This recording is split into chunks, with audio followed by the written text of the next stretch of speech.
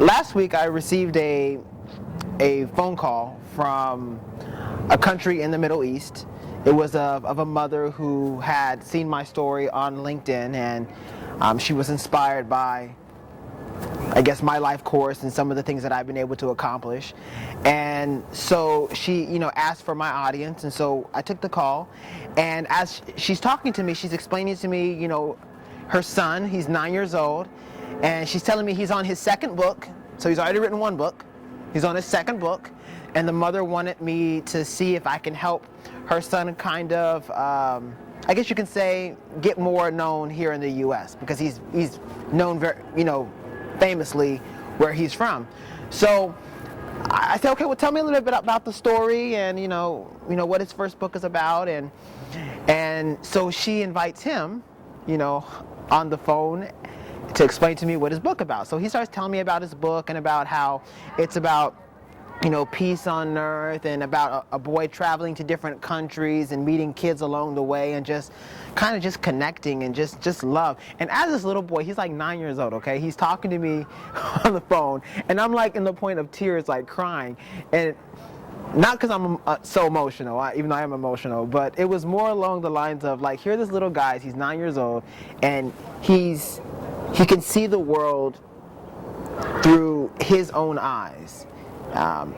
And just the inspirational message of peace that he's written in his first book, mind you, just so inspiring. So I'm telling the mother, of course, absolutely, I would love to support you. Just send me the whole book so I can, read it all the way through, and then we can go from there.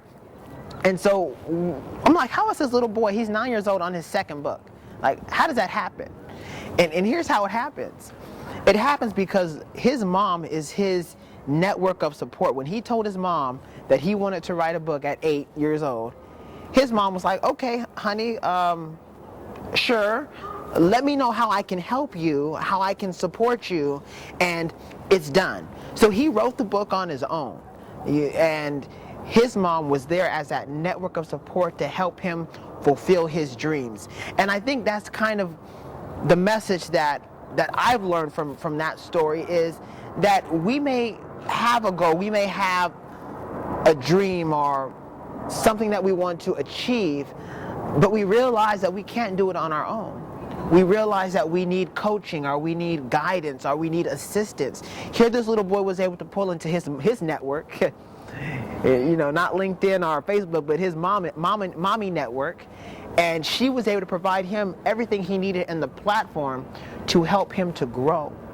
Now, as business professionals and as executives and as owners and all these things, we can't always run to mom, because mom is not always, so savvy in the things that we do, However, it does highlight the need for coaching, for assistance. We don't have to engage in our goal or our objective on our own. Just like this little boy was able to put out 2 books by the age of 9, or working on a second book by the age of 9 years old.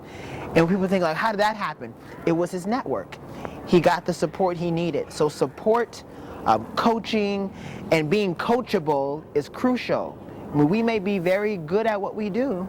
We may, like this boy, he had his ideas. He knew what he wanted to write. However, without his mom, it would have been null and void. He would have never reached his goals. So we can be experts in our field. However, when it comes to certain areas or certain aspects of business or lifestyle or, whatever it is, there may be somebody who's better than us. There may be somebody who knows more than we do. Then I know, yeah, knows more than I, yes. And what do we have to do? We need to tap into those resources that are out there so that it will facilitate our greater advancements in our career. It will help us to grow. But that requires us being coachable, us being teachable. Now, children are willing to learn from their parents. They're willing to, if their parents say, hey, you're doing this wrong, hey, you need to make these changes. Most kids are like, okay, cool.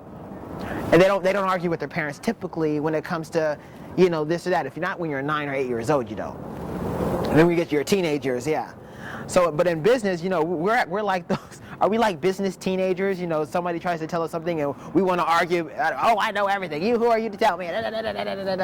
No, we want to be more like business 9-year-olds in the sense of willing to listen to those who know more than us and using that information to grow and to develop and to, be great at what we do. We don't want to be like business teenagers and think we know everything and think we're the bee's knees, or we're the stuff, and then we're stuck where we are.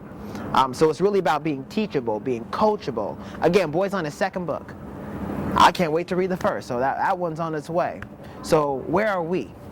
Are we teachable? Are we coachable? What would our colleagues, our neighbors, what would they say about us? Would they say we're teachable? Would they say we're coachable? It might be a good idea to ask. Ask your friends, people who you know that love you and that will tell you the truth. Ask them. Say, am I coachable? Am I teachable? If you tell me, do I listen? And if they say no, you would be like, oh, shut up, I ain't listening to you. That might, tell you something about yourself right there, right? Or if they say, well, am I teachable, am I coachable? And then they get silent, they just get real quiet, and they get quiet because they know that, you're the boss and that you can fire them. That's not a good sign. If you say, am I teachable, coachable, and they go, oh yeah, absolutely, yeah, you're always listening, okay, that's a good sign. That means we're on the right track.